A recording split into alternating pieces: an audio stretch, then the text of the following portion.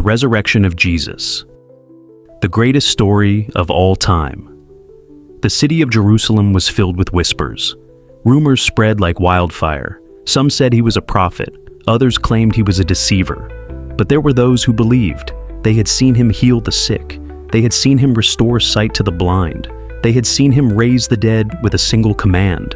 Could this man truly be the Messiah? The religious leaders were afraid. If the people followed him, they would lose their power. And so, a plan was set in motion. Part 1. 3 days before, the final hours. Jerusalem, a city of conspiracies. It was Passover, one of the holiest times of the year. Pilgrims from across the land flooded into Jerusalem. But beneath the surface, tension was growing. The religious authorities saw him as a threat. He had no army, no weapons, no throne. Yet, his words carried power. Love your enemies. The last shall be first. I am the way, the truth, and the life.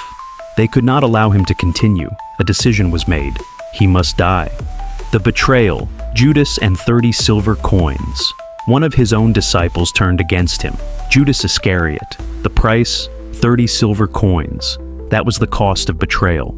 Judas hesitated for a moment. Then he took the money. The plan was in motion. The arrest, the night at Gethsemane. Jesus knew what was coming. Alone in the Garden of Gethsemane, he prayed, "Father, if it is possible, let this cup pass from me. Yet not my will, but yours be done." Then the sound of footsteps. Torches flickered in the darkness.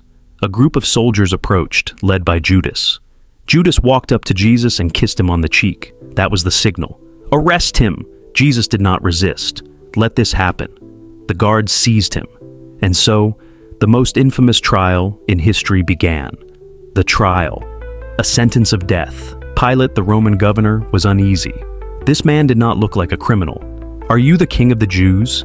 "My kingdom is not of this world," Jesus replied. Pilate found no fault in him, but the crowd was relentless. "Crucify him!" Pilate washed his hands before them.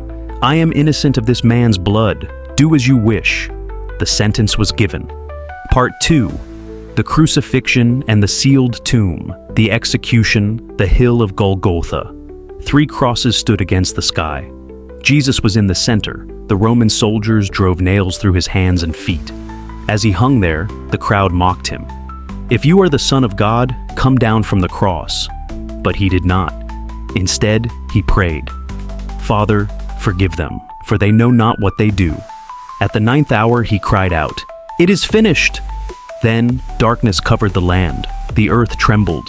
The temple veil tore in two. A Roman centurion watched in fear. Truly, this was the Son of God. The sealed tomb. Roman guards stand watch. A wealthy man named Joseph of Arimathea took Jesus' body and laid it in a tomb. A massive stone was rolled in front of the entrance. The religious leaders were still afraid. They remembered his words, "After 3 days, I will rise again." To prevent any deception, they sealed the tomb and placed Roman guards in front. No one could enter. No one could leave. It was over. Or so they thought. Part 3. The empty tomb, the resurrection. Before dawn on the 3rd day, something happened. The ground began to shake. A blinding light filled the air. The Roman guards fell to the ground in terror.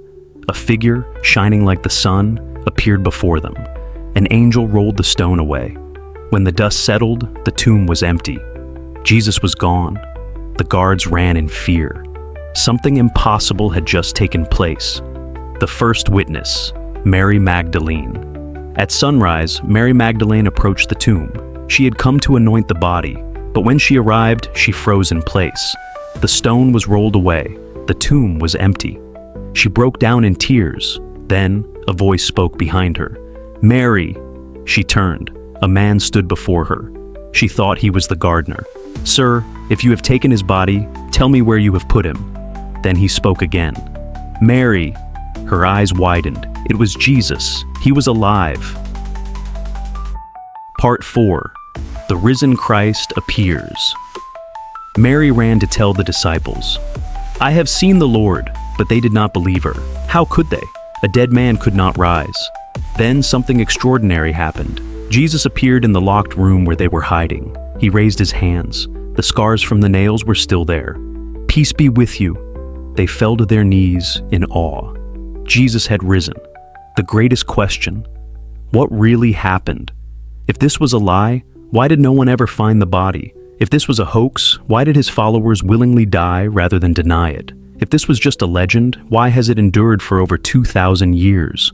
What if the resurrection is not just a story? What if it's the greatest truth in history? Do you believe in the resurrection? Leave your thoughts in the comments. And don't forget to like and subscribe for more deep historical mysteries. The truth is waiting to be discovered. Blast off.